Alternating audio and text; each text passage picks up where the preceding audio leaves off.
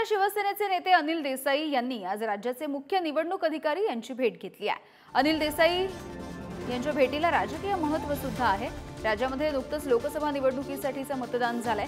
शेवटच्या टप्प्यामध्ये मुंबईतील 6 मतदारसंघ ठाणे, कल्याण, भिवंडी, नाशिक, पालघर, दिंडोरी आणि धुळे या मतदारसंघांसाठी ही निवडणूक झाली आणि यानंतर ठाकरेंच्या शिवसेनेचे ज्येष्ठ नेते अनिल देसाई यांनी मुख्य निवडणूक अधिकाऱ्यांची भेट घेतली आहे। मुंबईमध्ये मतदानाच्या दिवशी खूप संथ गतीने मतदान झालं होतं, त्यामुळे अनेकांना मतदान करताच आलं नव्हतं। रांगेमध्ये उभे राहिलेले नागरिक हे कंटाळून मतदान न करताच घरी निघून गेले होते, असा दावा सुद्धा ठाकरेंच्या शिवसेनेने केला होता।